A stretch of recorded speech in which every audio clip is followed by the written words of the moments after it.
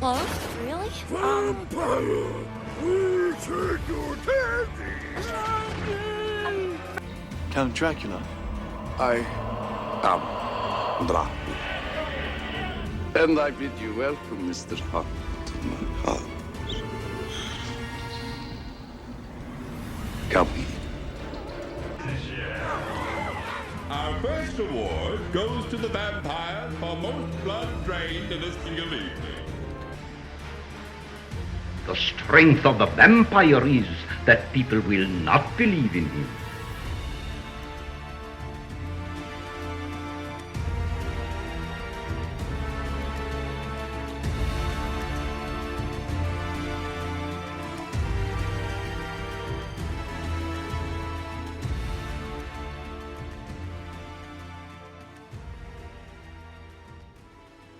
Happy spring. It's chugging along. I don't know where you are, but I hope you're having beautiful weather.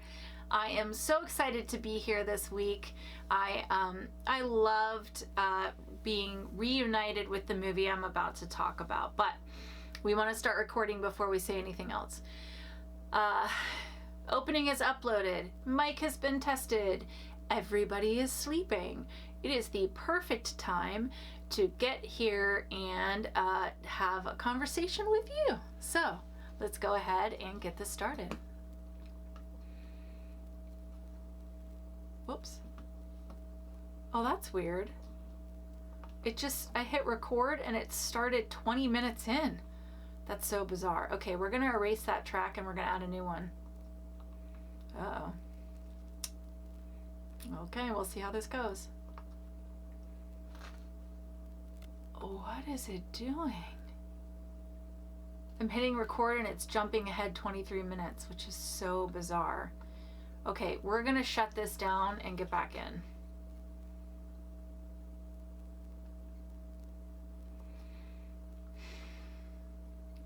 You know what, last week went so well, so of course now we're gonna have problems.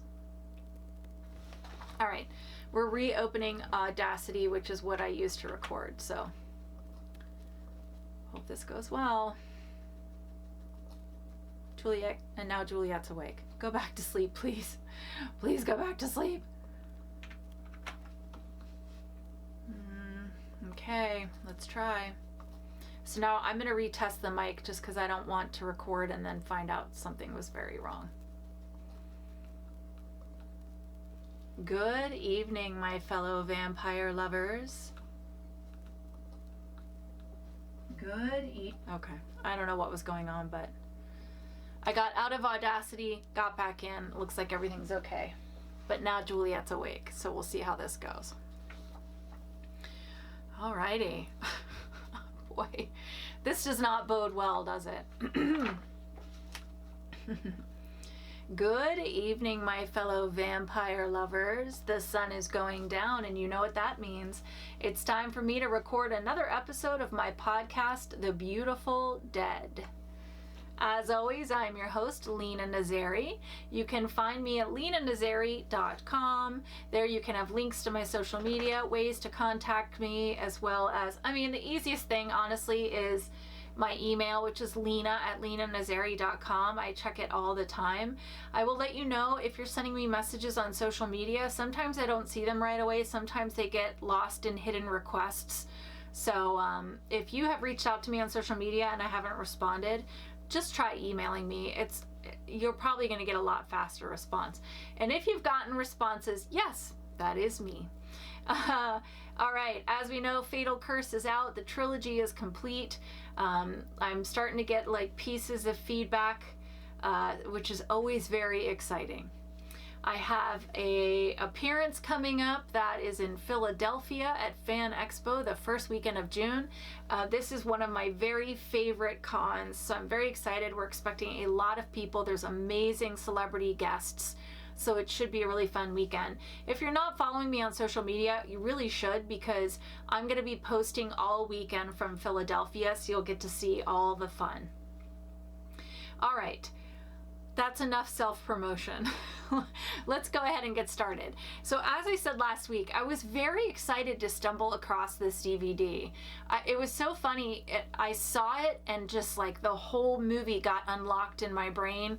I remembered sitting and watching it when I was in high school, so I was really excited to find this movie. I was all snuggled up in bed with Juliet and watched it, turned all the lights off and watched it, and had a great time. So if you've never listened to this podcast before or watched this YouTube channel, I do ruin everything. Massive spoiler alerts. Before I do the summary though, I want to show you the tea I'm drinking tonight. I thought this tied in very perfectly with the theme of the movie.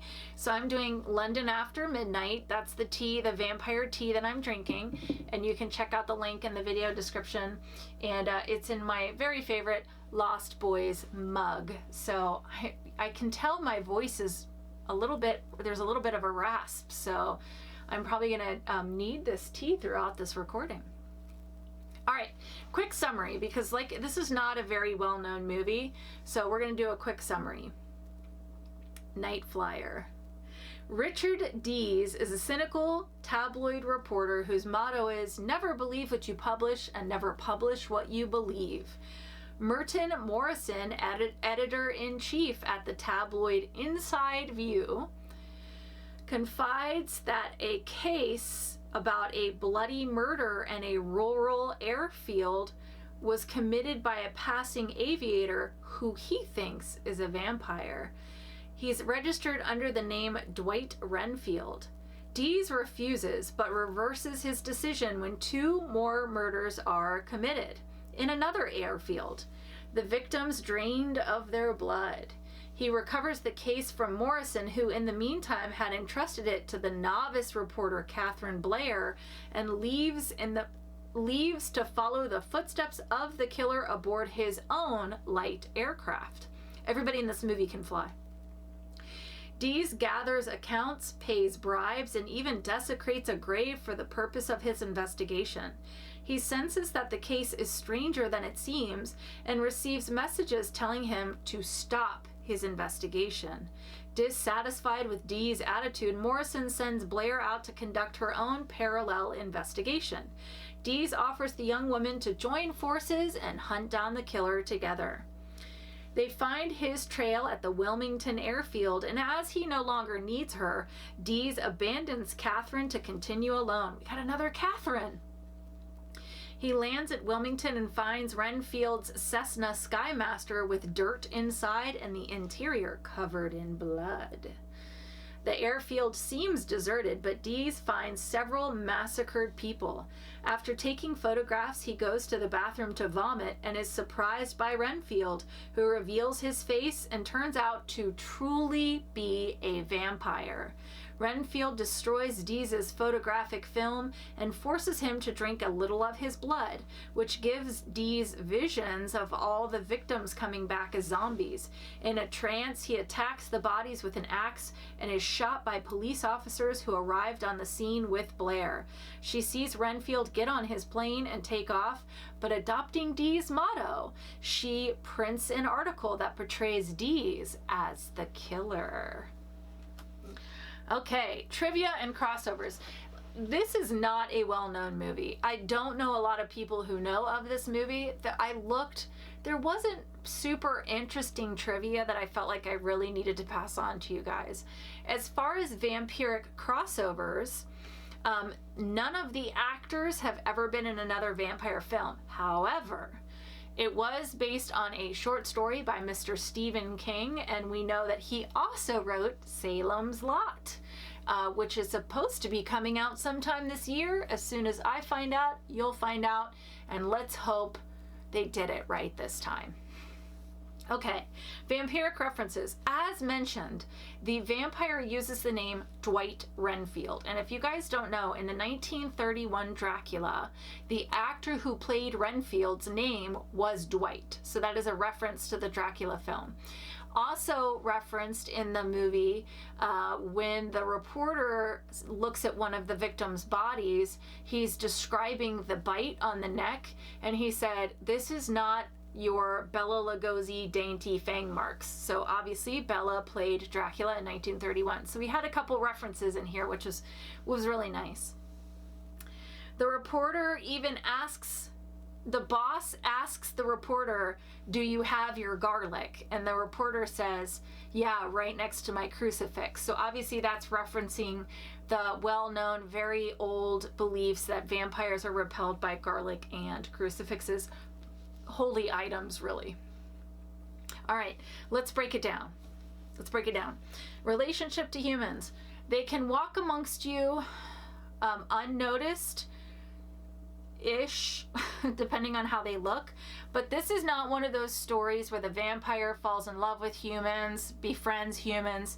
There's none of all that. He pretty much lays low, and as far as I can tell, all he wants out of humans is your blood, okay? He just wants to eat you. Relationship to animals. So at one point, the reporter is at one of the crime scenes, and there's this feral, like, the dog appears rabid. So imagine a rabid dog. That's how this dog appears. And he's sort of like chasing and attacking the reporter. So the implication is either the vampire affected this animal when he was there, or the vampire is actually controlling the animal, because throughout the film, the vampire is trying to get the reporter to stop trailing him.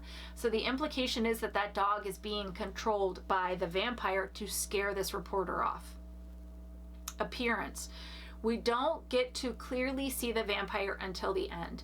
What you see is a silhouette of him, where you see him very far away walking.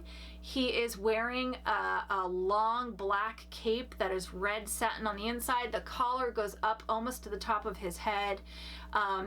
And you can tell from the silhouette, he's very broad, he's very big. And then when he is finally revealed, I'm going to start with the clothing. He has the very classic Dracula, like white button-up shirt, and he has sort of this like frill at his throat. He doesn't necessarily have the medallion like Dracula does, but he is wearing that look. And then when his face is revealed, he has... I'm going to try really hard to describe this, okay? He's monstrous. He has leathery skin. He has long, dirty fingernails that he can use to slash and cut. He has small eyes, long, very thin hair. His face is wider than a human's. I am going to post a picture for my YouTube audience, but if you're just listening to the podcast, think of the bat version of Gary Oldman's Dracula, and you kind of have an idea of what he looks like. At the end, there's sort of a lightning flash as the female reporter sees him, and he goes from a monster to a very handsome human-looking man. So either he can shapeshift, or he's gotten into her brain and changed her perception of him, and it's sort of an illusion. Fangs. He has a mouth full of sharp fangs, and we know that the canines are particularly big because when you see the fang marks on the victim, when you see that hole, it's like almost quarter size. So these are some big teeth, big fangs. Blood. Yes, this vampire loves the blood, and at the end he forces the reporter to drink a little of his blood, and then the reporter is able to see this like illusion of all of the victims rising and coming at him. So it's almost like the blood had a I don't know, it's like hallucinatory. It's like a hallucinatory drug. So I don't know if the vampire is able to control what you see when he gives you his blood, or that's you just hallucinate like your greatest fear. I don't know. It's not made very clear. Very cool scene, but it's not made clear how that happens. Food. We never see the vampire eat or drink anything other than blood. Sunlight. The vampire is strictly night shift, okay? His plane windows are all blacked out, and he is only seen at night. Sleep. He sleeps in his plane, as far as we can tell, and we're going to talk a little bit in the rules about the plane, but first I want to say religious items. This is never addressed. One of the victims in the airport has a crucifix necklace in his mouth, but I'm not sure why. I don't know if that's because the vampire shoved it in there because he didn't want to see it. I don't know. It's never addressed. Okay, rules. So One of the witnesses is telling the story of having seen this night flyer, and he said that it was the darndest thing. There was a pile of dirt under the plane. So that was my first implication or hint that he needs to sleep on his soil. And then later, when the reporter breaks into the plane, the whole bottom of the plane is filled with soil and worms and stuff. So we know that this is an old belief that vampires have to sleep on the soil or above the soil of their homeland. That's why Dracula was filling boxes of dirt. We see that in What We Do in the Shadows as well. So that's an old one, but that's one of the rules in this world. At one of the crime scenes, all the mirrors are smashed. So again, that was my first hint that he has an issue with mirrors. And then at the end, when he confronts the reporter, he does not cast a reflection. So that's another rule. We don't know if he's allowed in uninvited. He does go into a couple's trailer and kill the couple, but the implication is that the wife has invited him in because she seems very happy to have him there.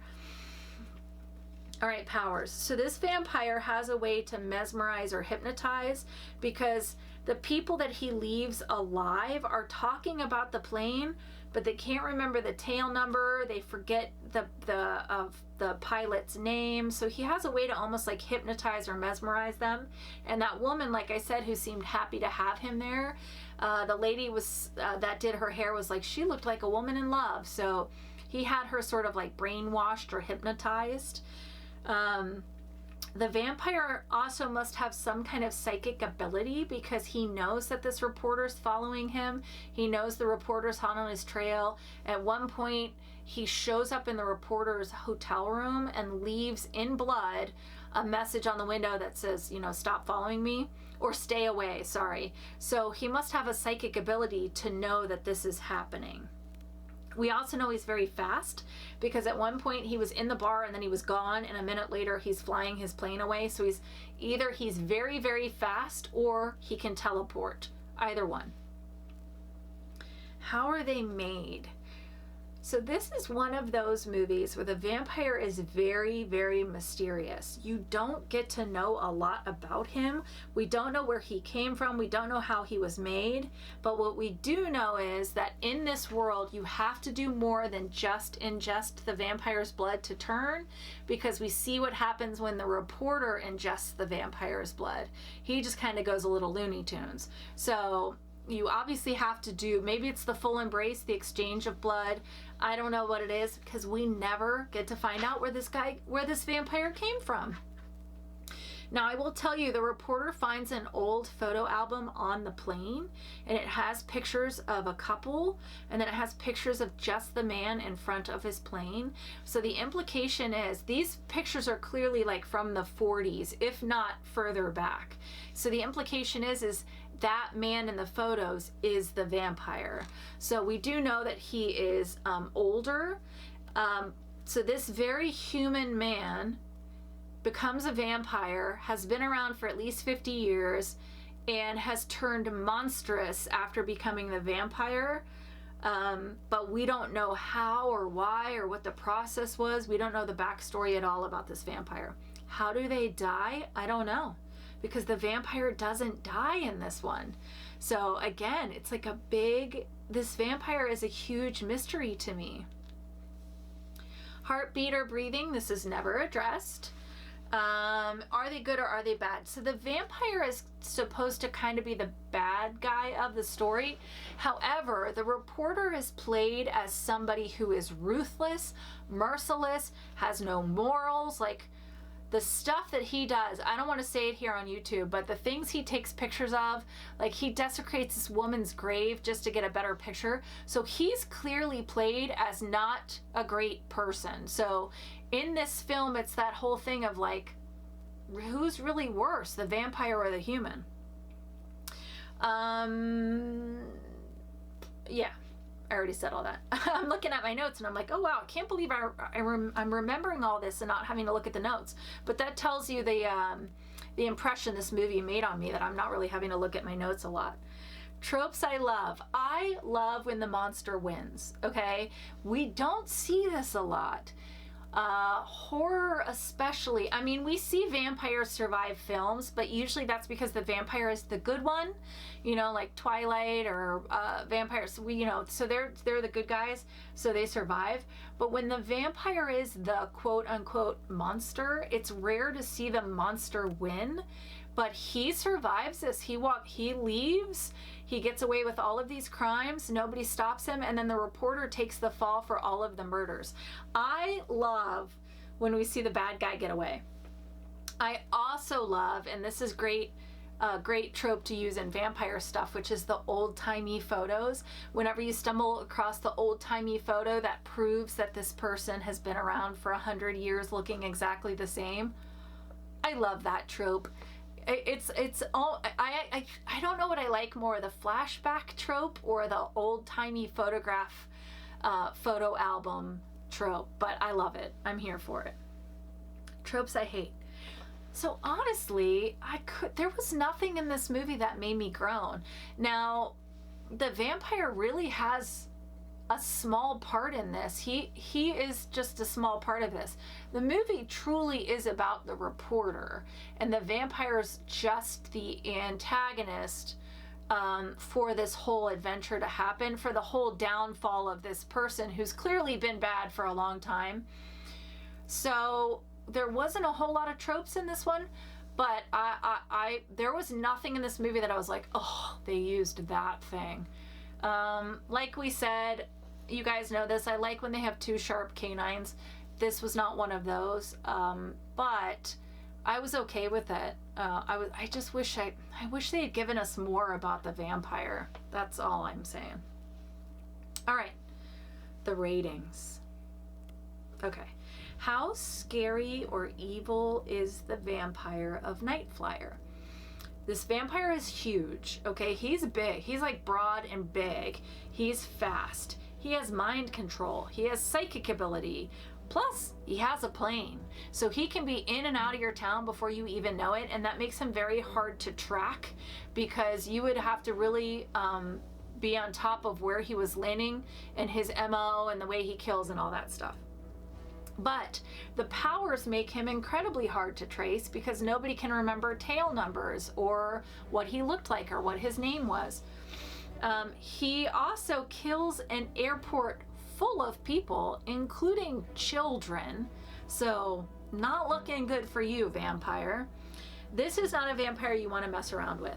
Now, that being said, he is bound by the sun. He does have to sleep on his soil, which really, he has to be strategic about where he's at and where he's resting.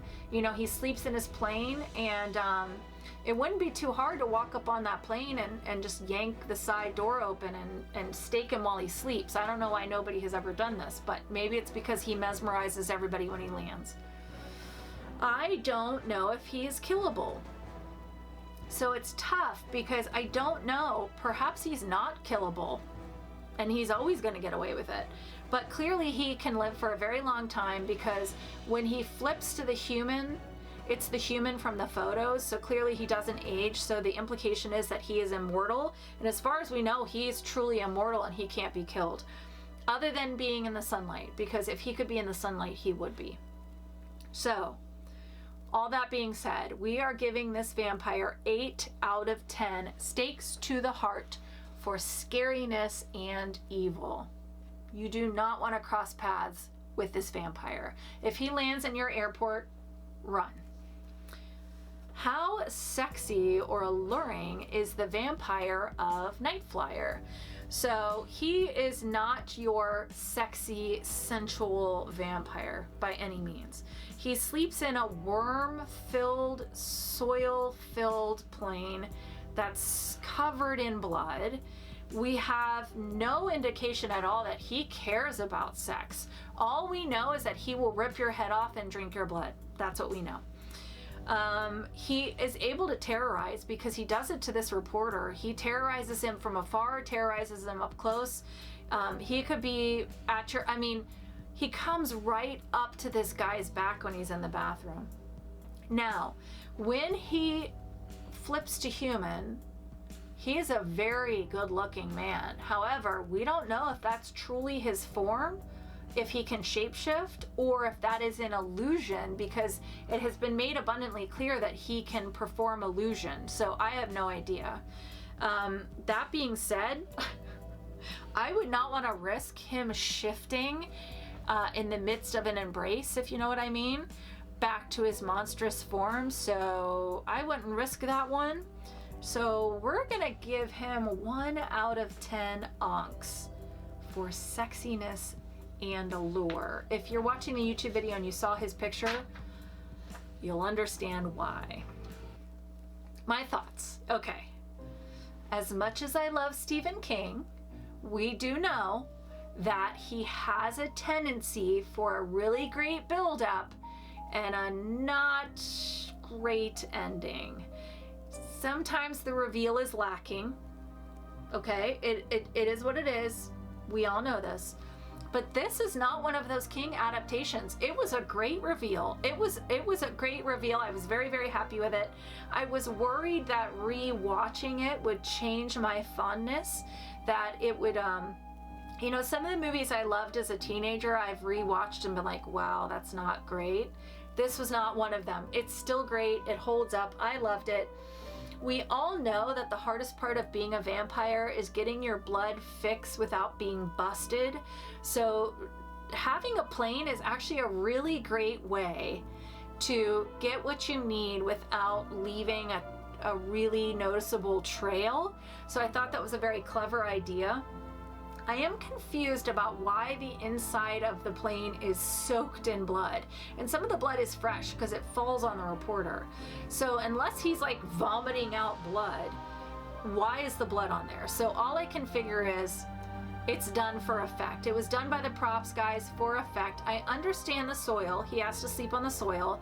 I just don't understand painting the walls with blood. But I'm sure when they were doing it, they didn't expect that 20 years later, somebody was going to be doing a podcast and breaking down the reasons for all of this. But that's what's happening right now. So we're going to move on. If you're like me and in the 90s, you were anxiously awaiting the new episode of Tales from the Crypt, if you sat down and watched it, if you were lucky enough to have HBO, that's what this feels like. This movie feels like a Tales from the Crypt episode. I especially love it when the, you know, the nasty person who's lacking morals and stepping on people finally gets his comeuppance.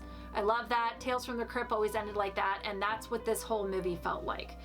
Miguel Ferrer, who plays the reporter, is such an underrated actor. Now, sadly, he's no longer with us, but he was in so many movies, and he was so good at playing the slimy reporter that would do anything to stay ahead, and it makes you root for the vampire. I was so happy that the vampire walked away from all of this, and the girl reporter got her lead story, and he got what he deserved. I loved it. The special effects and the makeup for the vampire are phenomenal.